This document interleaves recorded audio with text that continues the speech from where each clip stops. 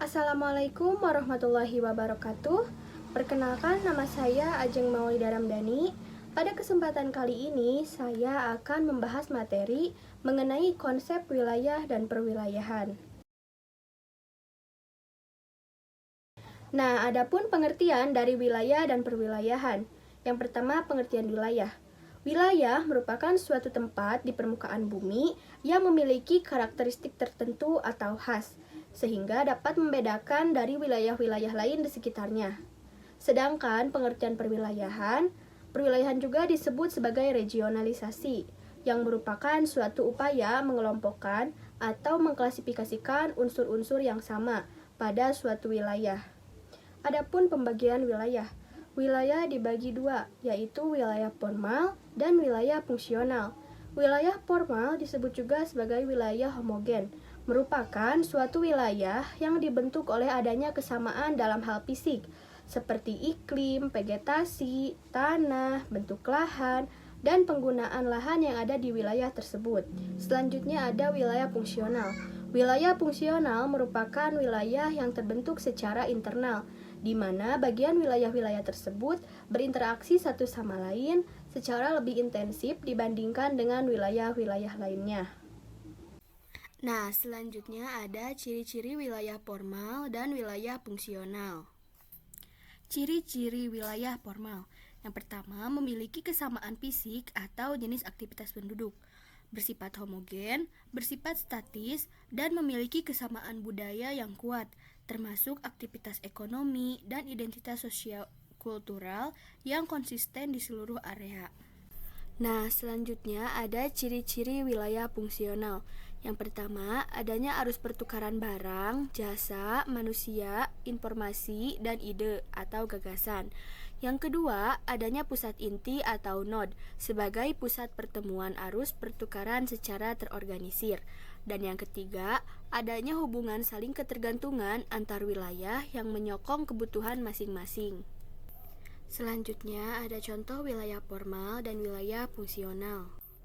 Contoh wilayah formal dapat dibedakan menjadi dua kategori, yaitu berdasarkan kriteria fisik dan berdasarkan kriteria sosial budaya. Contoh berdasarkan kriteria fisik yaitu wilayah pegunungan kapur, wilayah beriklim dingin, daerah pegunungan Dieng, wilayah hutan hujan tropis, zona dataran rendah Jakarta, dan wilayah vegetasi mangrove. Sedangkan contoh wilayah berdasarkan kriteria sosial budaya menekankan pada aspek ekonomi, lingkungan hidup, mata pencaharian, suku, dan agama. Contohnya, wilayah industri tekstil, daerah pengrajin gerabah, wilayah pertanian sawah basah, wilayah suku Banjar, wilayah Kesultanan Yogyakarta, dan sebagainya. Selanjutnya, contoh wilayah fungsional. Yang pertama, wilayah Jabodetabek yang mencakup Jakarta, Bogor, Depok, Tangerang, Bekasi, berfungsi sebagai pusat ekonomi dan sosial. Yang kedua, wilayah Joglo-Semar, Yogyakarta, Solo, Semarang, berperan dalam interaksi budaya dan ekonomi. Yang ketiga, wilayah Gerbang Kertasusila, yaitu Gresik, Bangkalan, Mojokerto, Surabaya, Sidoarjo, Lamongan, berfungsi sebagai wilayah industri. Dan yang selanjutnya wilayah Bopuncur, Bogor, Puncak, Cianjur, berfungsi sebagai wilayah konservasi. Dan yang terakhir, kawasan ekonomi khusus, seperti kawasan ekonomi khusus Tanah Kuning di Batam yang mendukung kegiatan ekonomi spesifik. Nah, perwilayahan ini dapat memberikan manfaat. Adapun manfaat dari perwilayahan yaitu yang pertama, mengurutkan dan menyederhanakan informasi mengenai keanekaragaman dan fenomena di permukaan bumi. Yang kedua, dapat meratakan pembangunan di seluruh wilayah sehingga dapat mengurangi kesenjangan antar wilayah. Yang ketiga, dapat memudahkan koordinasi berbagai program pembangunan pada setiap daerah. Dan yang keempat, dapat memantau perubahan-perubahan yang terjadi, baik gejala alam maupun gejala manusia.